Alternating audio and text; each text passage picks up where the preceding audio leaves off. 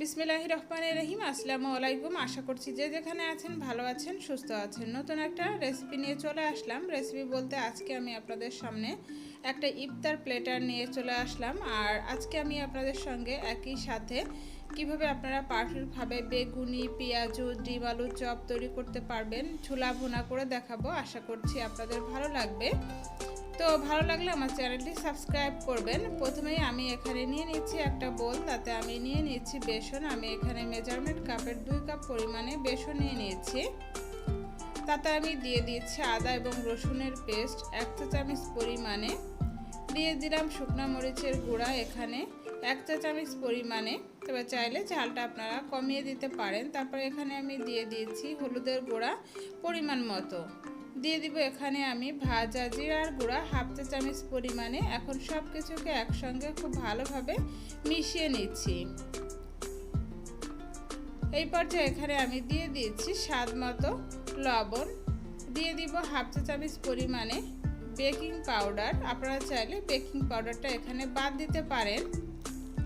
আবারও সব কিছুকে একসঙ্গে খুব ভালোভাবে মিশিয়ে নিচ্ছি। এই পর্যায়ে এখানে আমি দিয়ে দিব পানি।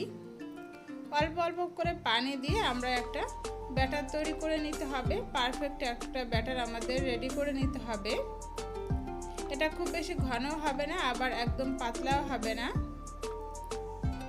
এই যে আমাদের ব্যাটারটা কিন্তু রেডি হয়ে গিয়েছে। এটাকে আমি একটু দেখিয়ে দিচ্ছি। এই যে দেখুন, এটার ঘনত্বটা ঠিক এরকম হবে। এখন এটাকে আমি একটা পাশে রেখে দিলাম। অন্য পাশে চুলা একটা প্যান বসিয়ে দিলাম, আর তাতে আমি দিয়ে দিলাম কিছু পেঁয়াজ কুচি আর দিয়ে দিলাম কিছু কাঁচামরিচ কুচি। ঝালটা আপনারা আপনাদের পছন্দ মতো দিয়ে দিবেন। আমি বাসায় যেভাবে করে ঝটপট করে ছোলা ভুনাটা করে থাকি সেটাই আপনাদের সঙ্গে আজকে শেয়ার করছি। তারপর এখানে আমি দিয়ে দিলাম কিছুটা রান্নার তেল, দিয়ে দিব পরিমাণ মতো হলুদের গুঁড়া। তারপর এখানে আমি দিয়ে দিব স্বাদ মতো লবণ। এখন এগুলাকে আমি নাড়াচাড়া করে নিব। একটু কয়েক সেকেন্ডের মতো আমি একটু নাড়াচাড়া করে নিলাম। এই পর্যায়ে এখানে আমি দিয়ে দিব আগে থেকে সিদ্ধ করে রাখা ছোলা। আর কিভাবে আপনারা ছোলা সিদ্ধ করে দীর্ঘদিন ফ্রিজে সংরক্ষণ করতে পারবেন তার একটা ভিডিও আমার চ্যানেলে আছে, চাইলে আপনারা দেখে নিতে পারেন। আমি লিঙ্কটা ডিসক্রিপশন বক্সে দিয়ে দিব। তারপর এখানে আমি দিয়ে দিলাম আদা এবং রসুনের পেস্ট 1 চা চামচ পরিমাণে। এখন সব কিছুকে একসঙ্গে খুব ভালোভাবে নাড়াচাড়া করে আমি কয়েক মিনিটের মতো ভেজে নিব। তারপর এখানে আমি দিয়ে দিয়েছি একটা আলু। আলুটাকে আমি এভাবে হাত দিয়ে একটু গুঁড়ো করে দিয়ে দিলাম, সিদ্ধ আলু। আর ছোলার ভিতরে আলু দিলে খেতে ভালো লাগে, যার কারণে দিয়ে দিলাম। আপনারা চাইলে বাদ দিয়ে দিবেন। নাড়াচাড়া করে নিলাম। এটাকে আমি আরও একটু ভেজে নিয়েছি। আর এখানে আমি সবশেষে দিয়ে দিচ্ছি 1/2 চা চামচ পরিমাণে গরম মশলা গুঁড়া। এখন সব কিছুকে একসঙ্গে খুব ভালোভাবে আমি আরও কয়েক সেকেন্ডের মতো ভালোভাবে নাড়াচাড়া করে নামিয়ে নিব। এই তো আমাদের ছোলা ভুনাটা রেডি হয়ে গিয়েছে। এখন এটাকে আমি নামিয়ে নিচ্ছি। অন্যদিকে এখানে আমি একটা ট্রে নিয়েছি, তাতে আমি নিয়েছি সিদ্ধ আলু। আমি এখানে 4-5টার মতো বড় বড় সাইজের আলু সিদ্ধ করে ম্যাশ করে নিয়েছি। তারপরে এখানে দিয়ে দিলাম কিছুটা পেঁয়াজ কুচি, স্বাদ মতো লবণ, আর এখানে আমি দিয়ে দিলাম চিলি ফ্লেক্স। ঝালের পরিমাণটা আপনারা আপনাদের পছন্দ মতো দিয়ে দিবেন। তারপরে এখানে আমি দিয়ে দিলাম ভাজা জিরার গুঁড়া 1/2 চামচ পরিমাণে। চাইলে এখানে আপনারা গরম মশলা গুঁড়া, ধনেপাতা কুচিও দিয়ে দিতে পারেন। এখন সব কিছুকে একসঙ্গে খুব ভালোভাবে নাড়াচাড়া করে মিশিয়ে নিচ্ছি। এখন আলুর সঙ্গে সব কিছুকে খুব ভালোভাবে মিশিয়ে নিতে হবে। আলুটাকে আমি ভালোভাবে মাখিয়ে নিব। এটার ভিতরে যে গুটি গুটি ভাব আছে এটাকেও আমি খুব ভালোভাবে ম্যাশ করে নিয়েছি। এই যে আমাদের আলুটা কিন্তু মাখানো হয়ে গিয়েছে। এখন আমি হাতটা একটু ক্লিন করে নিচ্ছি। তারপর হাতে আমি সামান্য তেল লাগিয়ে নিলাম। এখন এখান থেকে কিছুটা মিশ্রণ আমি নিয়ে নিব। তারপর হাতের সাহায্যে এভাবে গোল করে 2 হাতের তালুর সাহায্যে এটাকে এভাবে চেপে চেপে আমি আলুর চপের শেপ দিয়ে নিব। আমি এখানে আরও একটা তৈরি করে আপনাদেরকে দেখিয়ে দিচ্ছি। একইভাবে আমি কিছুটা নিয়ে তারপর 2 হাতের তালুর সাহায্যে এভাবে চেপে চেপে সবগুলো তৈরি করে নিব। আর ডিম আলু চপ তৈরি করার জন্য আমি এখানে 2টা ডিম সিদ্ধ করে ডিমটাকে এভাবে কেটে নিয়েছি। একটা ডিমকে আমি 4টি ভাগে ভাগ করেছি। এখন ডিম আলু চপ তৈরি করার জন্য এখান থেকে আমি বেশ কিছুটা আলু নিয়ে নিলাম। এভাবে 2 হাতের তালুর সাহায্যে চেপে চেপে এভাবে করে আমি তৈরি করে নিব। এখন এই পাশ থেকে এ পাশে এনে এভাবে করে ডিমটা আমি ঢেকে দিব।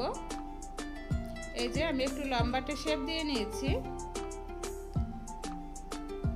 এভাবে করে আমি সবগুলো ডিম আলু চপ রেডি করে নিব। এই যে দেখুন কত সুন্দর হয়েছে। সবগুলো একে একে আমি এভাবে তৈরি করে নিচ্ছি। এই যে এখানে আমি ডিম আলু চপ এবং আলুর চপগুলো রেডি করে নিয়েছি। এখন আমি চুলায় একটা প্যান বসিয়ে দিয়েছি আর তাতে বেশ কিছুটা তেল দিয়ে দিয়েছি। তেলটা যখন গরম হয়ে গিয়েছে সেই পর্যায়ে আমি এখান থেকে কিছুটা তেল তুলে আমি এই ব্যাটারের ভিতরে দিয়ে দিচ্ছি। এতে করে এগুলা অনেক বেশি ক্রিস্পি হবে। তারপর আমরা যে আলুর চপগুলো রেডি করেছিলাম, আলুর চপের আলুগুলা, সেগুলো এভাবে ব্যাটারে ডুবিয়ে আমি তেলে ছেড়ে দিব। খুবই সাবধানে আপনারা দিয়ে দিবেন।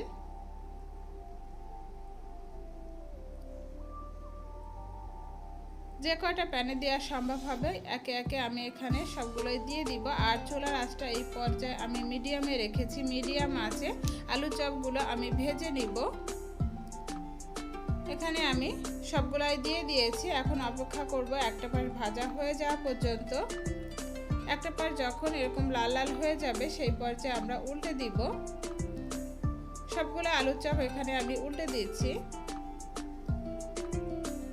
আমার আজকের এই ভিডিওটি যদি আপনাদের ভালো লেগে থাকে সবার কাছে অনুরোধ থাকবে প্লিজ আমার চ্যানেলটি সাবস্ক্রাইব করবেন এবং পরবর্তী সব ভিডিওর আপডেট পাওয়ার জন্য পাশে আসা ছোট্ট বেল বাটনটি প্রেস করে রাখবেন।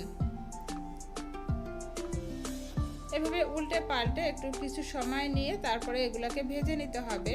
চুলার আঁচটা বাড়িয়ে দিলে এটা কিন্তু উপর থেকে ঝটপট কালার এসে যাবে, কিন্তু এটা যখন আপনি চুলা থেকে নামিয়ে নেবেন সঙ্গে সঙ্গে এটা নরম হয়ে যাবে।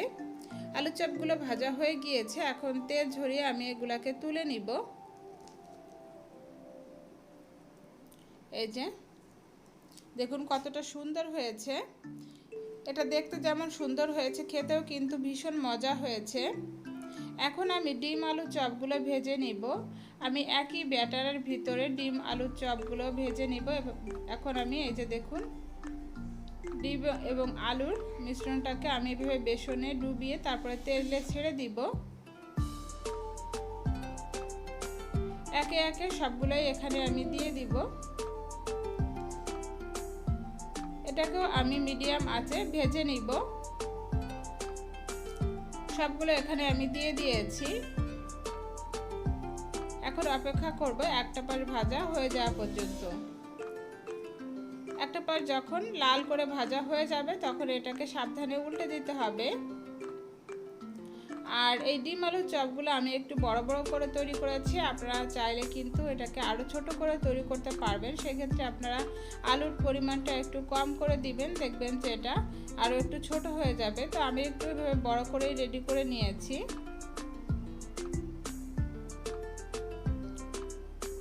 সবগুলো এখানে আমি এই যে উল্টে দিলাম। এখন এগুলাকে একটু সময় নিয়ে আমি উল্টে পাল্টে ভেজে নিয়েছি। এই যে দেখুন দুইটা পাশে সুন্দরভাবে ভাজা হয়ে গিয়েছে।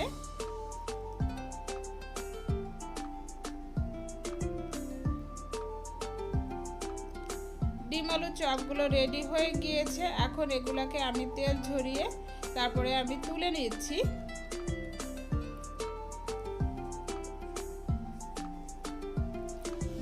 সুন্দর হয়েছে এগুলো দেখতে। দেখুন দেখতে যেমন সুন্দর হয়েছে খেতেও কিন্তু খুবই মজা হয়েছে। এখন আমি আপনাদের সঙ্গে বেগুনের চপের রেসিপিটা শেয়ার করে দেখাবো। বেগুনের চপ যে আমি বেগুনগুলোকে বেসনে ডুবিয়ে তেলে ছেড়েছি সেটা আসলে আমার স্কিপ হয়ে গিয়েছে, যার জন্য আমি দুঃখিত। তেলে দেওয়ার পরে এই যে এগুলাকে আমি ভেজে নিচ্ছি। যখন এরকম ভাজা হয়ে গিয়েছে সেই পর্যায়ে আমি উল্টে দিয়েছি। সেই একই ব্যাটারে আমি এই চপগুলোকেও ভেজে নিচ্ছি। সেই একই ব্যাটার দিয়ে বেগুনে ডুবিয়ে তারপরে আমি তেলে ছেড়ে দিয়েছিলাম। এগুলো হতে থাক। অন্যদিকে আমরা পেঁয়াজুর জন্য ব্যাটারটা রেডি করে নিই।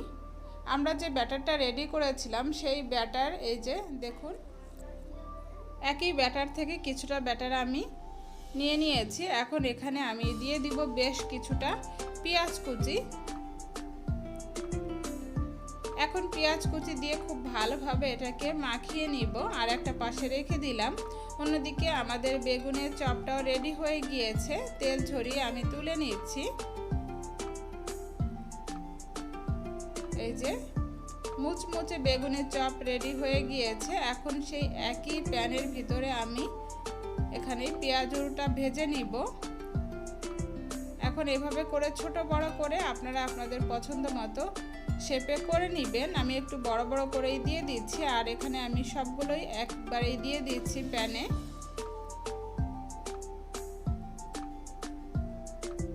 আর এই পর্যায়ে চুলার আঁচটা আমি মিডিয়াম টু লো আঁচের মাঝামাঝি করে রেখেছি। চুলার আঁচটা বাড়িয়ে দিলে পেঁয়াজটা সিদ্ধ হবে না আর এটা একদম নেতিয়ে যাবে চুলা থেকে নামানোর সঙ্গে সঙ্গে, যার কারণে এটাকে আমি মিডিয়াম টু লো আঁচের মাঝামাঝি রেখে তারপরে আমি ভেজে নিব।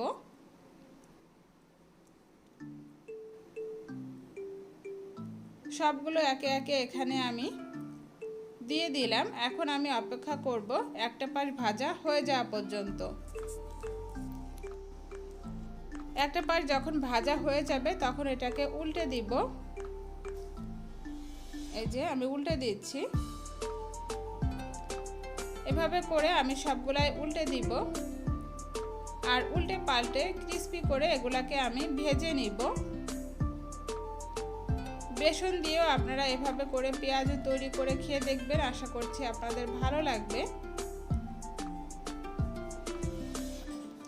এই যে আমাদের পেঁয়াজটা রেডি হয়ে গিয়েছে। এখন এগুলাকে আমি তেল ঝরিয়ে তুলে নিয়েছি। আমাদের আজকের ইফতার প্লেটার এই যে রেডি হয়ে গিয়েছে, দেখুন। আশা করছি আমার রেসিপিগুলো ভালো লেগেছে। ভালো লেগে থাকলে একটা লাইক দিয়ে উৎসাহিত করবেন। চাইলে ফ্রেন্ড এবং ফ্যামিলির সঙ্গে শেয়ার করতে পারেন। আর যারা এখনও আমার চ্যানেলটি সাবস্ক্রাইব করেননি, সবার কাছে অনুরোধ থাকবে আমার চ্যানেলটি সাবস্ক্রাইব করবেন। আজকের মতো এ পর্যন্ত। আল্লাহ হাফেজ।